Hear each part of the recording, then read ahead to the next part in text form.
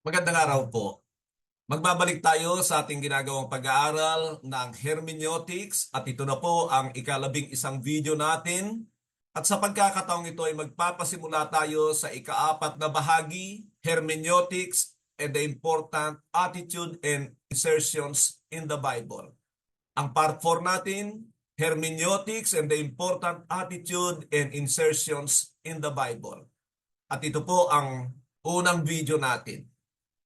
Nais ko lang kayong paalalahanan na kung hindi kayo nag-evaluate doon sa ating huling tinalakay na hermeneutics and the believer's moral, mga kapatid, sasabihin ko po sa inyo, hindi kayo seryoso na matuto talaga ng tama sa banal na kasulatan sapagkat hindi kayo tuturuan ng banal na espiritu.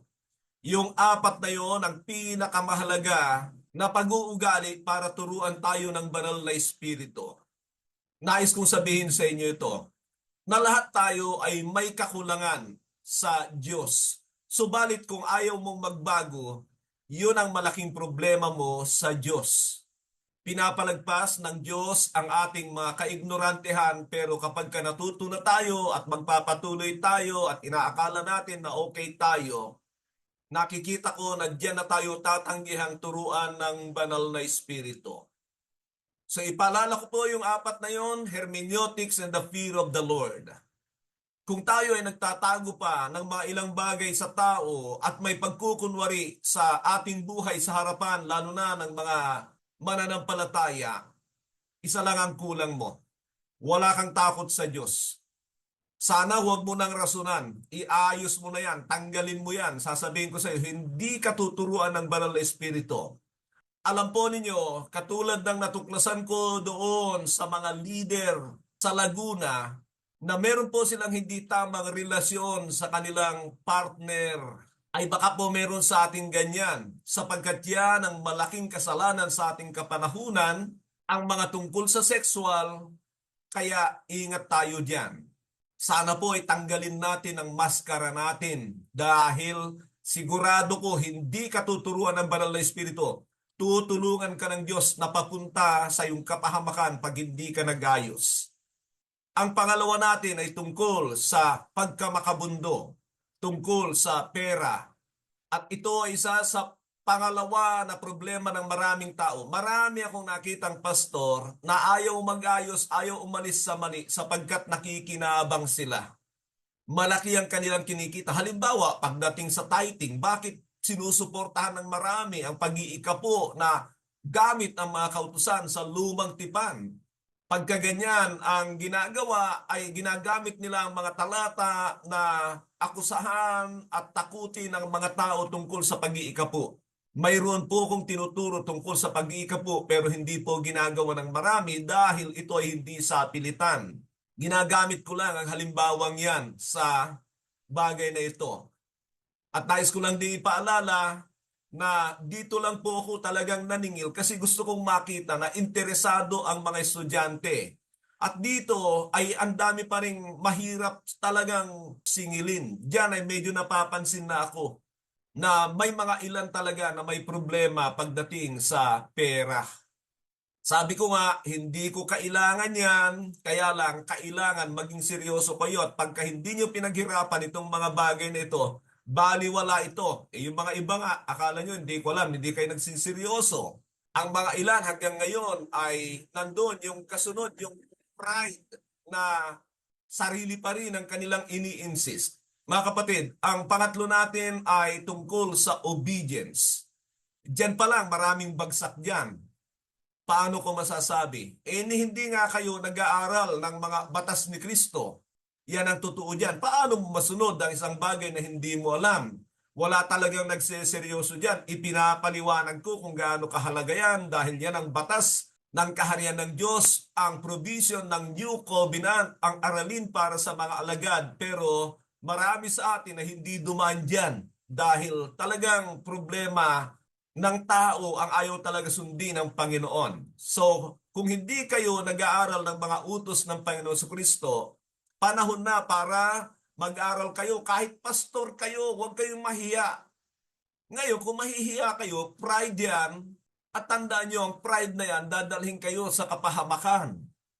Ulitin ko lang po na kumpleto na halos yung mga video ng 70 Utos. May libro dyan sa CSM, Church Strengthening Ministry, na pwede kayong bumili para maging guide nyo, gagamitin nyo, magturo kayo sa iba, para sa ganun ay malaman at maunawaan at ganun din naman na ito ay maisabuhay.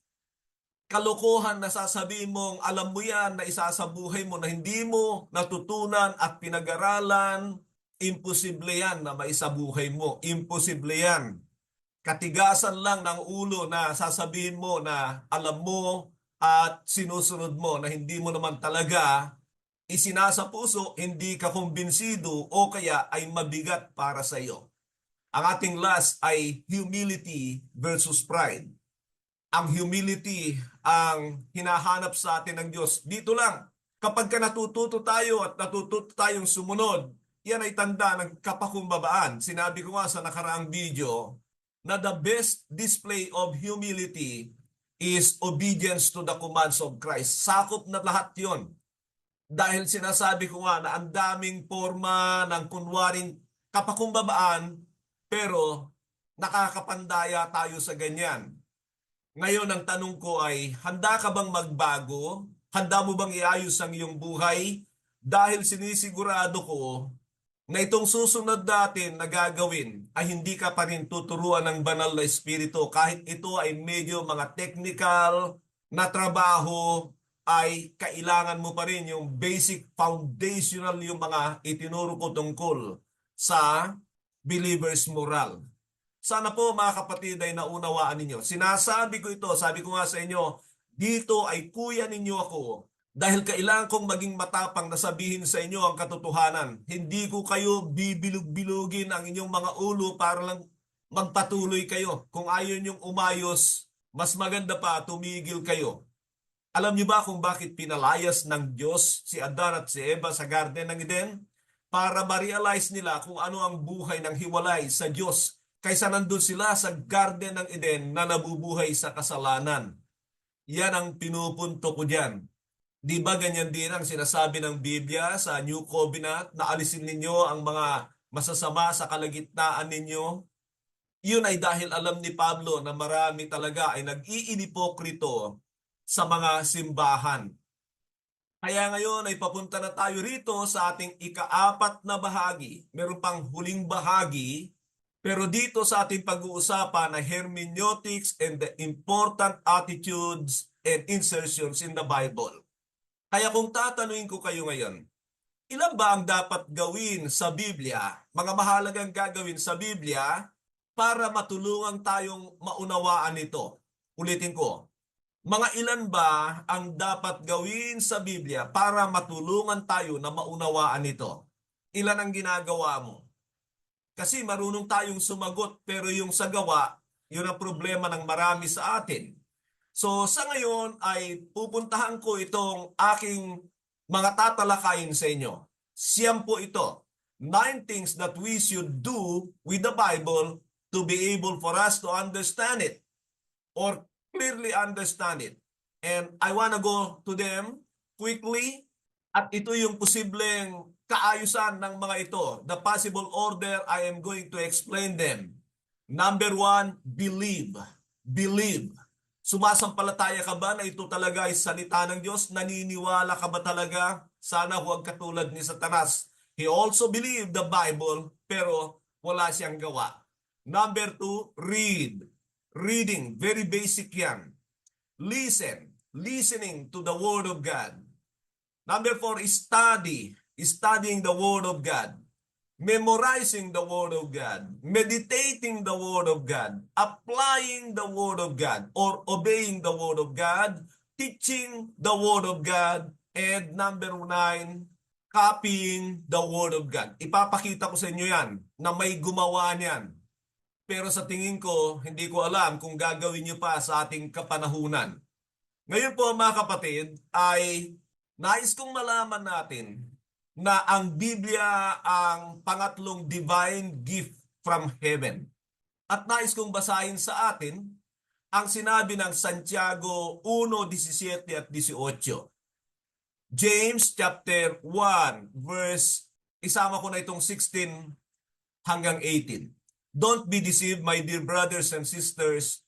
Every good and perfect gift is from above, coming down from the Father of the heavenly lights, who does not change like shifting shadows. He chose to give us birth through the word of truth, that we might be a kind of first fruit of all He created. Pansinin niyo ito mga kapatid ha.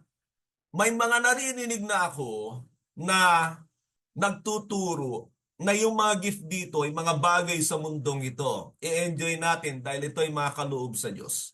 Pero alam natin ang ganyang kaisipan ay meron pong danger yan. Pansinin niyo po itong sinasabi rito. Every good and perfect gift is from above, coming down from the Father of the heavenly lights, who does not change like shifting shadows. Perfect gift. At alam po niyo, meron po akong tinuro tungkol dito. The three perfect divine gifts from heaven. Number one is the Son of God. Siya lang ang galing sa langit para sa ating kaligtasan.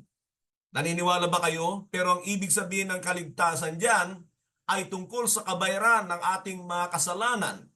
Pero ang pangalawa na divine gift ay ang banal na espiritu. Kahit meron ka pa o pinapaniwalaan mo pa ang ginawa ng Panginoon doon sa krus ng Kalbaryo, ang kanyang muling pagbabalik, kung wala kang banal na espiritu, hindi ka talaga aabot sa kalangitan. Mga kapatid, hindi ka aabot because the Holy Spirit is the Spirit of grace who helps us in our lives as a Christian, sa ating sanctification, sa ating holiness, sa ating quest for Christ-likeness. At sa bagay na yan ay hindi nakakamtan ng marami ang banal na espiritu. Hindi sila tumatanggap ng banal na espiritu dahil sa maling mabuting balita na kanilang napapakinggan, sa maling paraan ng pag-aakay ng kaluluwa, at ganoon din naman ang maling tugon ng mga nagsasabing Kristiyano. Kaya ang daming problema talaga kasi ito ay kagagawan ng dyablo na talagang guguluhin niya ang lahat ng mga nais ng Diyos na maganda para sa tao. And then balikan ko ito sa verse 18. He chose to give us birth through the word of truth. Saan tayo na born again? Sabi niya sa salita ng Diyos. Now, yan ang pangatlo na gift mula sa Diyos. Naniwala ka, sumampalataya ka sa anak ng Diyos na ang Panginoon Jesucristo, sa kanyang pagkakatawang tao, sa kanyang kamatayan, sa kanyang muling pagkabuhay, sa kanyang pag-akyat sa langit, at sa kanyang muling pagbabalik. Pagkatapos ay tumanggap ka ng banal na espiritu. Maganda po yan. Pero kung nineneglect mo ang Biblia, yan ay malaki ng problema. Because the Bible is our guide towards our walk with the Holy Spirit.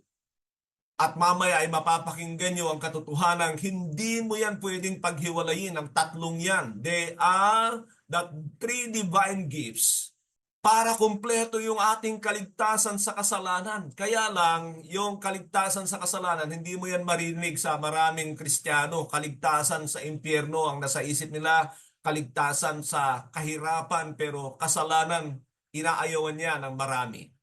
At katulad ng sinasabi ko, lahat ng yan gustong ikurap ni Satanas. Binabago niya ang tungkol sa pagparito ng anak ng Diyos.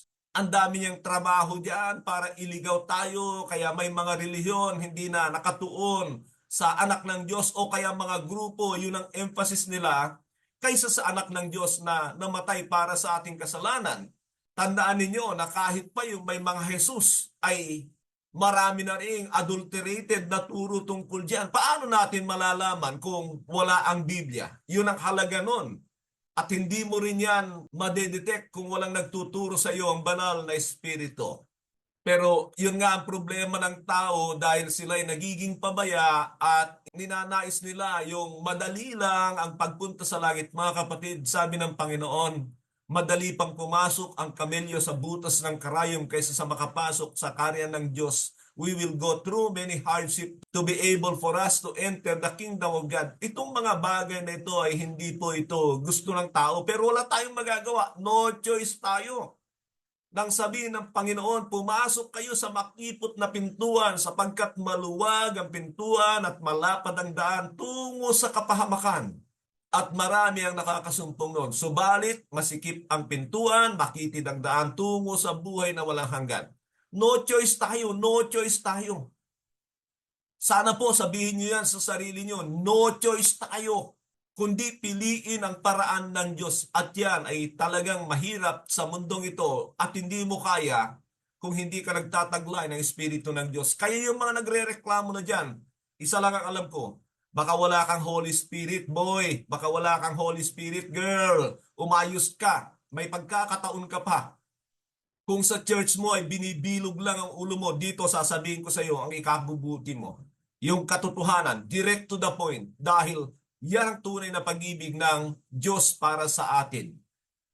Ngayon po, meron akong nais-share sa inyo rito. Sabi ko rito, did you know that a person who uses the Bible can either one of the two?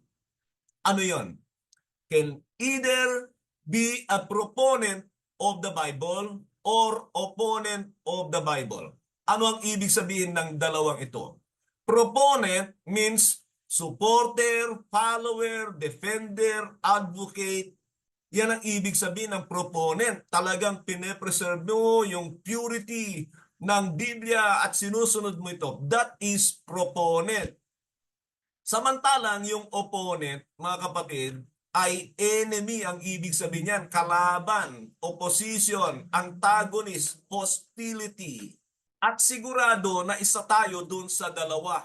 You cannot be both proponent and then opponent of the Bible. Hindi po. Walang gray side dito. Wala. It's either you are proponent or opponent. At isang bagay, walang Kristiyano na aangkinin niya, aminin niya na siya ay opponent ng Biblia. Pero ang totoo, the way we treat the Bible tells it all. Sasabihin ng paraan ng iyong pagtrato sa Biblia kung ikaw ay opponent o proponent. At isa diyan, kapag ka mali ang paggamit mo sa Biblia, mga kapatid, tandaan ninyo, si Satanas ay gumagamit ng mga talata ng Biblia. Tandaan nating nakikita sa mundong ito na gumagamit din ng Biblia. Are they proponent or opponent? Minsan na hindi natin masabi dahil sa kakulangan na rin ng insertions na ginawa natin, yung pamamaraan para tuklasin ang laman ng Biblia. Kaya doon sa mga matatagal ng Kristiyano, please po, huwag kayong magmalaki, huwag kayong magyabang na tumanda kayo sa gawain dahil delikado yan kung hindi ka natuto ng tama sa salita ng Diyos, tumanda ka sa mali. Hindi mo alam na opponent ka ng Bible. Mga kapatid, sasabihin ko nga ulit, hindi natin tatanggapin yan. Magagalit tayo sa ganyang mga pananalita. Pero ginagawa ko ito para sana ay dumilat tayo sa katotohanang nadaya tayo ng matagal. Kasama po ako dyan. Kaya ngayon ay nagsisikap tayo na makawala talaga sa pandarayan ng dyablo sa buong mundong ito. He controls the whole world. He is the God of this world. He led the whole world astray. That is the devil. Kung tayo ay maging pabaya at iisipin natin na paborito tayo ng Diyos, mga kapatid, that is another self-deception. Tandaan nyo, we have a fallen nature na pwede nating dayain ang ating mga sarili. Alam nyo ba na sa Biblia, there are 8 ways to deceive yourself. 8 paraan para dayain mo ang iyong sarili. And I believe na sinulat ito sa Biblia para sa pag-iingat natin sa ating mga sarili. Basahin ko pa po itong 2 Peter 3:16. 2 Peter 3:16. He writes the same way in all his letters, speaking in them of these matters. His letters contain some things that are hard to understand, which ignorant and unstable people distort as they do with the other scriptures to their own destruction. Sinasabi ito ni Pedro sa mga sinulatan niya at siyempre kasama tayo ngayon na binibigyan niya ng babala dahil si Pablo ang pinakamaraming sinulat sa New Testament. At ano ang sinasabi niya? Sabi niya, his letter contains some things that are hard to understand. Inaamin ni Pedro na may mga sinabi talaga si Pablo na mahirap unawain. At ang sabi niya, which ignorant and unstable people distort. So meron ng mga mananampalataya, Kristiyano na sa churches during the time na ginagamit yung mga itinuturo ni Pablo pero distorted. Ano yung ibig sabihin yan? They are proponent of the writings but came out to be opponent. Ulitin ko, they are seemingly proponent of false writings but are opponent.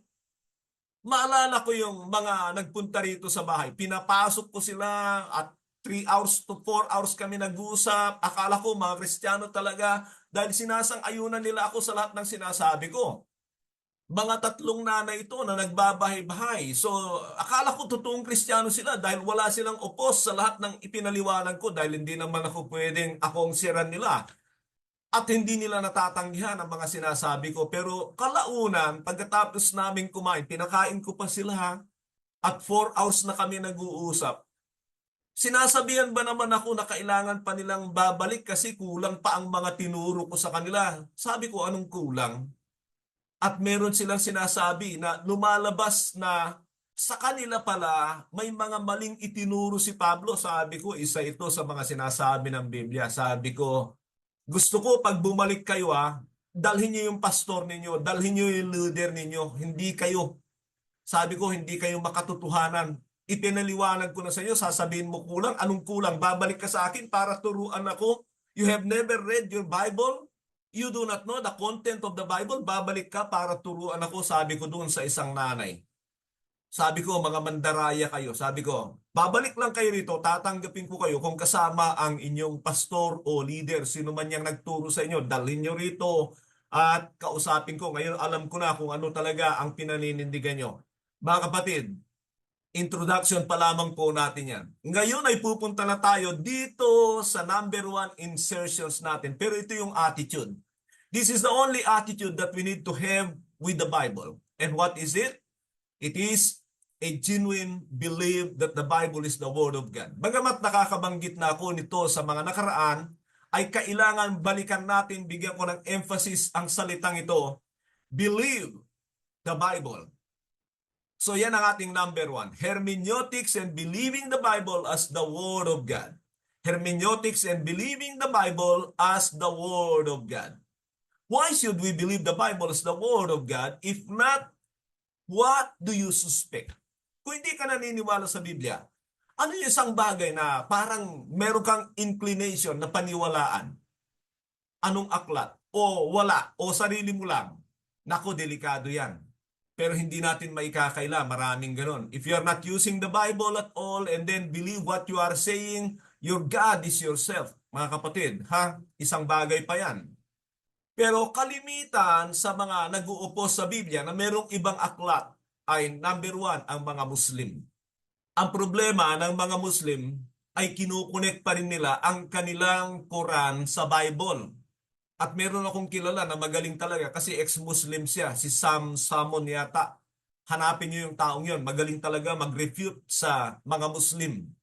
Dahil sa siya ay galing sa Muslim, alam niya ang Quran at magaling din siya sa Bible. Hindi ko lang alam yung kanyang orientation sa mga katuruan. Hindi ko alam kung sino siya. Pero gusto ko lang ipakita sa inyo na talagang kawawa ang mga Muslim sa kanya at maraming nako-convert sa Christianity dahil sa kanya. Ang pangalawa, anong kasulatan ang pinanghahawakan ninyo? Yung Mormon, Book of Mormons, kinakabit din yan sa Biblia. Malala ko yung isang babae na nagbabahay-bahay at nakausap ko. Tinanong ko siya, naniniwala ba kayo sa Biblia o yung aklat na yan ang pinapaniwalaan nyo? Sabi niya, naniniwala rin kami sa Biblia. Kaya lang, sa Biblia mismo, may sinabi. Saan? Sa Biblia na tungkol sa Book of Mormons na yan, na sinabi yan. Ang ginamit niya ay doon sa Ezekiel 37:15. Ano ang sinasabi doon? Basahin po ninyo. Ang sinasabi doon ay meron pang isang stick na susulatan at ito ay paggisahin. Alam nyo, kung hindi kayo marunong, akala nyo tama. Pero kung titingnan ninyo, itong sinasabi rito ay tungkol sa New Testament. Yan po ang totoo diyan. Pag-aralan po ninyo yan para alam ninyo kung paano i-refute itong mga Mormons na ito na akala nila ay tanggap ng Biblia ang additional writings. Maraming sinasabi ng Biblia pagdating dyan na hindi pwedeng dagdagan na katulad nito na opos ito sa mga sinasabi ng Biblia at maging ang kanilang mga katuruan, mga doktrina. That is a satanic, demonic writings. Pero ikinukunik din nila ang kanilang aral sa Biblia, pinapaniwalaan nila ang Biblia because they cannot go against what is in the Bible. Hindi ko alam kung meron pa kayong pinapaniwalaan, pero ito yung dalawang malalaking grupo na may mga libro na iba kaysa sa ating Biblia. So yun ang ating number 1. Why we should believe the Bible as the Word of God. Ang number 2 natin is believe in the foundational attitude towards the Bible. Believe is the foundational attitude towards the Bible. Ang problema natin mga kapatid ay yung superficial na paniniwala na ito ay salita ng Diyos. Paano ko yan masasabi? Sapagkat lalo na sa ating mga matanda na sa pananampalataya o kaya ay mga nagtuturo, ang problema natin sa ating sarili ay hindi talaga tayo nagbuhos ng panahon para unawain at malaman ito. Karamihan sa mga nakikita ko ngayon, lalo na sa mga magagaling, nako, mas maraming libro ng tao sa kanilang bahay. Mga kapatid, tanda ninyo, nagbasa rin ako ng mga libro, mahirap magsinungaling. Pero talagang nagtun ako sa Biblia, maging nga yung mga commentaries, talagang kailangan kong tanggalin ito. Nung ako ay unti nang matuto dahil sabi ko, maging ang mga commentary may laban doon sa laman ng Biblia. Ibig sabihin nito, pag hindi tayo sanay sa Biblia, hindi natin madidetect yun. Lalo na magaganda ang kanilang explanation. Siyempre, mga English yan at English na Bible ang gamit ko. So, mga kapatid, pero hindi. Pag tinuturuan ka ng banal na espiritu, makikita mo talaga yung mga error na gustong ipasok ng mga tao na hindi talaga nagtuon ng pag-aaral ng tama sa Biblia. Sabi ko nga, marami akong natuklasan na hindi ko narinig kahit sa mga nagturo sa akin, sa mga mentor ko, walang pagmamalaki. Yan ay maririnig ninyo kung gusto nyo. At meron tayong mga videos tungkol sa bagay na yan na ine-explain ko talaga, lalo na yung purpose ng tao. Hindi ko talaga yan narinig. Marami, sapagkat mula nung nag-aral ako tungkol sa angelology dahil kailangan kong magturo at saka itong pneumatology, lahat ng major doctrines, 12 major doctrines, kailangan ko pag-aralan at madali kasi kung basa ka ng Biblia, nandun ang kaisipan mo sa kabuuan ng Biblia, madali kang turuan ng banal na espiritu, ipapaalala sa iyo yung mga lugar at hindi ka gagamit na alam mong may kakontra sa ibang lugar. Kaya diyan ako natuto sa talagang masasabi ko na personal na pag-aaral. Pero sabi ko nga, marami kasi superficial paimbabaw na paniniwala sa Biblia. Kung yan ay sinampalatayanan mo, pinaniwalaan mo, sana doon ka lang nagtuon pero hinahaluan mo ng mga aral ng tao.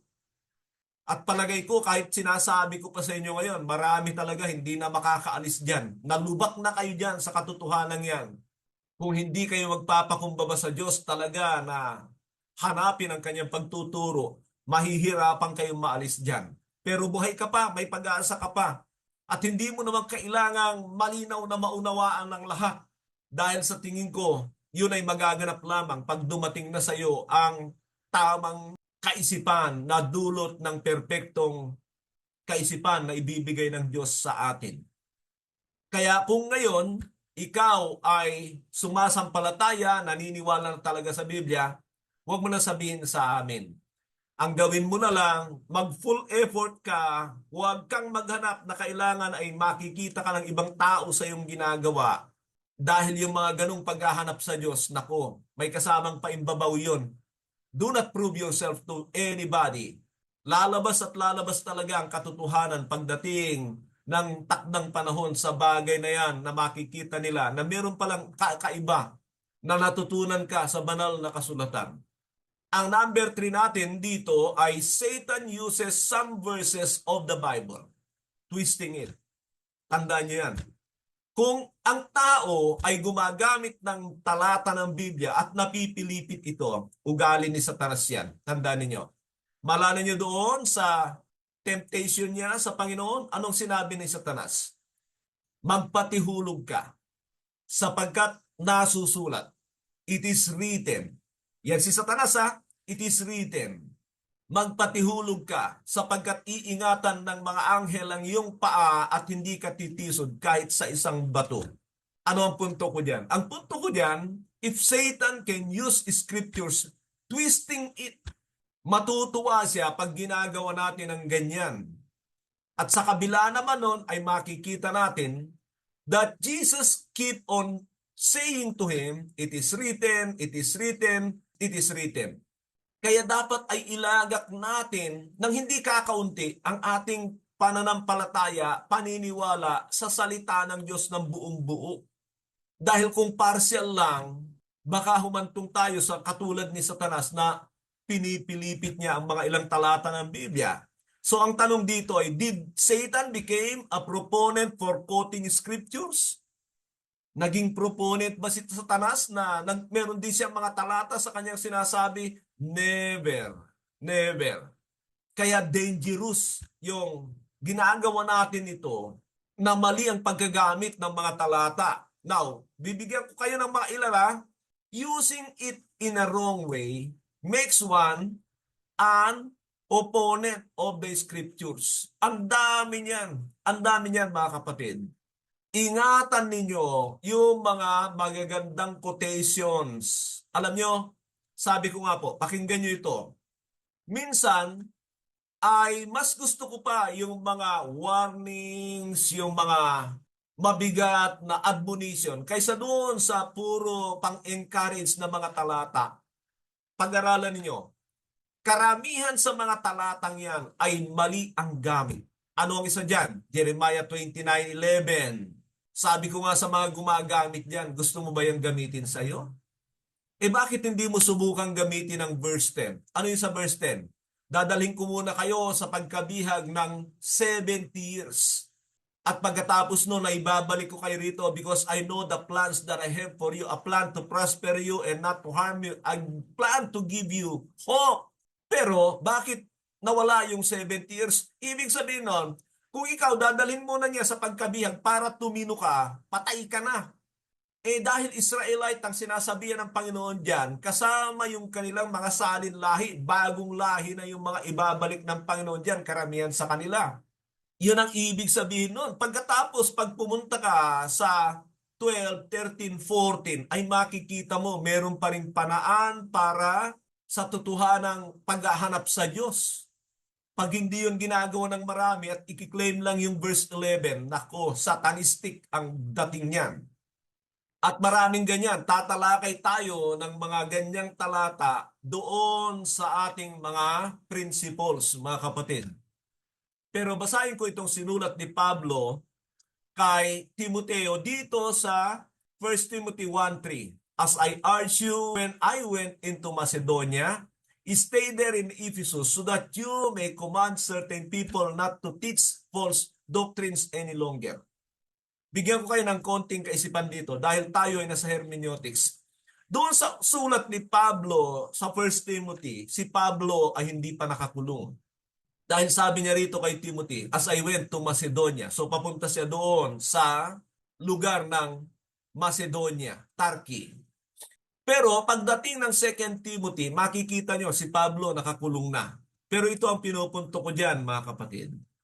Na si Pablo ay inilagay niya as a leader, si Timothy doon sa Ephesus. Bakit? Kasi meron siyang kailangang iayos sa leadership. May nakita na si Pablo na mali dyan pagdating sa Acts chapter 20. May mga leader doon na napapansin ni Pablo, iba ang puso ng mga ito. Hindi sila makatotohanan. Alam nyo, ganyan ang leader. Napapansin niya kung sino ang mga makatotohanan. Mga kapatid, kung kayo'y leader, alam nyo yan. Hindi dahil sa ang basis natin ay yung gusto natin, kundi yung sinasabi ng Bible. Siyempre, mali yun. Kung gusto nating gamitin yung mga tao sa ating pansarili, mali yung bagay na yun. Pero makikita nyo yung sabi ni Pablo rito kay Timoteo na sinabi niya, so that you may command certain people not to teach false doctrines any longer.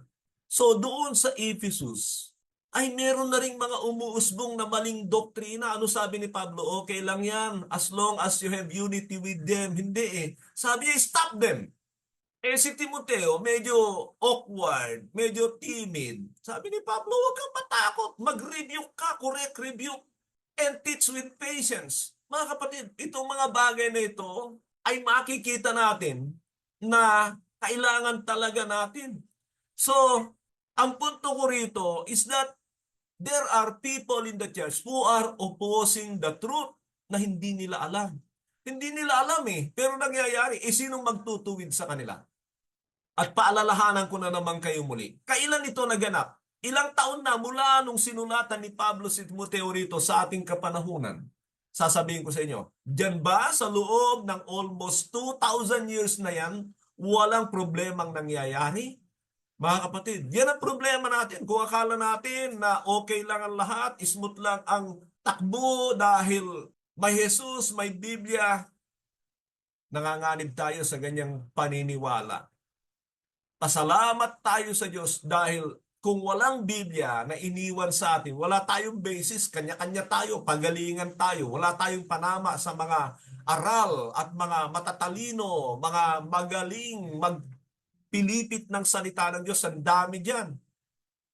Kaya minsan pa, kung magpapasalamat tayo tungkol sa anak ng Diyos, sa banal na Espiritu, dapat nagpapasalamat din tayo sa salita ng Diyos. Kung ano ang trato mo sa Biblia, ganyan ang trato mo sa Diyos, ganyan ang trato mo sa anak ng Diyos, ganyan ang trato mo sa banal na Espiritu. You can never treat the Father, the Son, and the Holy Spirit in a different manner. But likewise, ganyan din ang salita ng Diyos, ang Biblia. Kailangan nating maunawaan yan. Yan ang totoo tungkol sa banal na kasulatan. Maalala ko yung pinost ng isang kakilala ko. Ano yung quote? Ito nakikita niyo to sigurado. Baka isa nga kayo sa nagpo-post nito eh. Ano yon? Yung pintuan na merong mga bricks at merong mga pula-pula.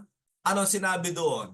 Ang sinabi doon ay hindi tinagnan ng anghel kung sino yung nasa loob ng tahanang yun. Ang tinitingnan niya ay yung dugo na nakapahid doon. Mga kapatid, tingnan nyo yan. Nung ito ay i-correct ko, nagsalita ako, ayoko na i-detalye, hindi lang yung nag-post walang sinabi sa akin. Nagpasalamat pa nga, pero merong pastor na nagagalit dahil kinorek ko.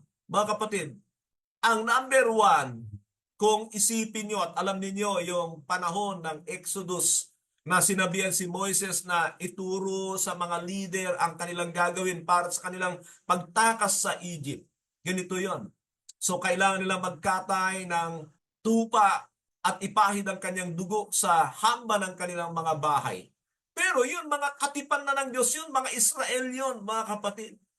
At higit sa lahat, hindi na nanatiling yun na lang ang tinitingnan ng Diyos hanggang ngayon.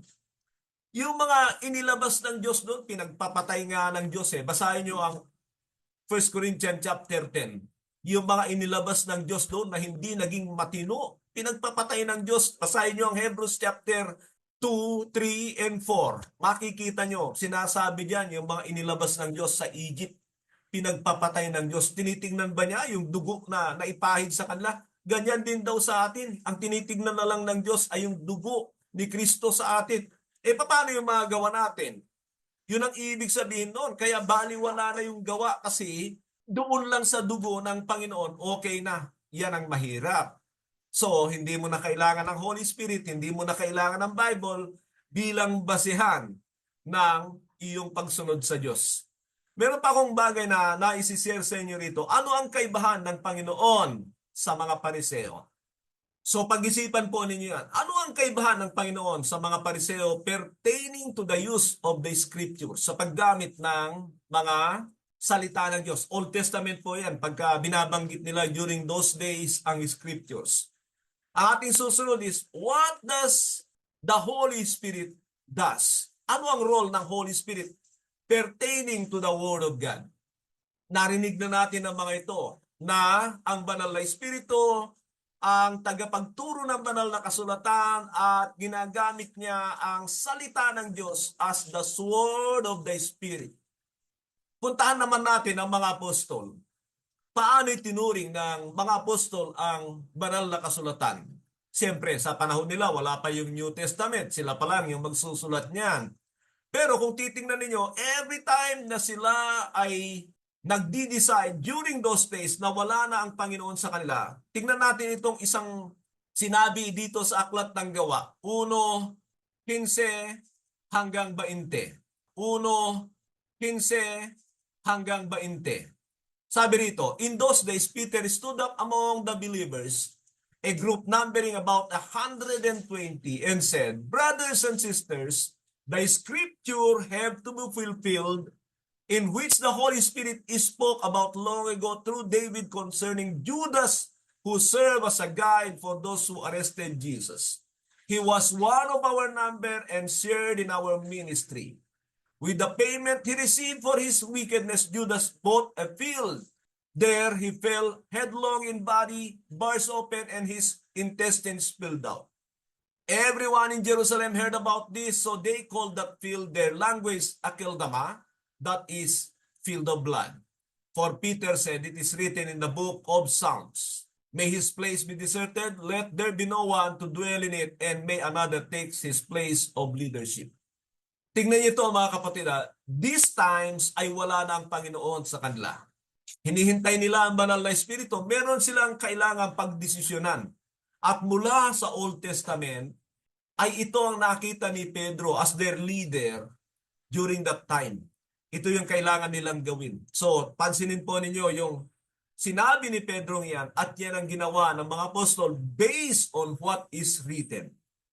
Pagkatapos niyan ay puntahan niyo ulit ang Acts chapter 2 verse 17 to 21 concerning sa basis nila sa pagdating ng banal na Espiritu. Ano ang pinupunto ko diyan?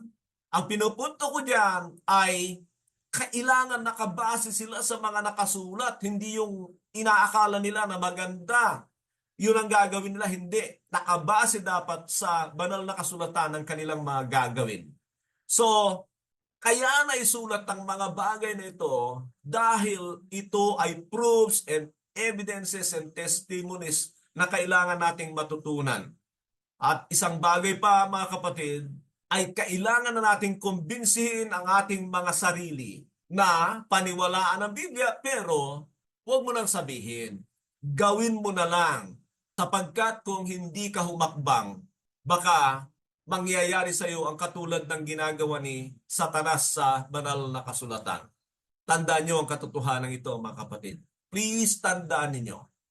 Bakit walang history ng mundong ito na mas maraming totoong tagasunod ng Diyos kahit sa Old Testament pa kaysa sa mga bulaan? Ulitin ko bakit palaging mas marami ang mga bulaan kaysa sa totoong tunay na tagasunod ng Diyos? Bakit? Gusto ba natin ng ganon? Ayaw natin. Pero dahil ba sa ayaw natin hindi mangyayari? Mangyayari. Pero huwag na natin problemahin. Ito ay mundo na kung saan ay dinaya ng dyablo, pero makakaiwas tayo kung number one, sumampalataya tayo sa anak ng Diyos, totoong na born again tayo, nagtataglay tayo ng Espiritu ng Diyos na siyang taga-udyok, tagapagturo ng banal na kasulatan sa atin. Pero kung sinasabi natin na hindi natin problema yan, pero ang totoo ay problema talaga natin, hindi lang natin inaamin dahil sa pride, ikaw talaga ang problema. Ayaw mong umayos. Walang kaayusang darating sa buhay mo. Ito ay mga salita ng may pagmamahal sa bawat isa sa inyo.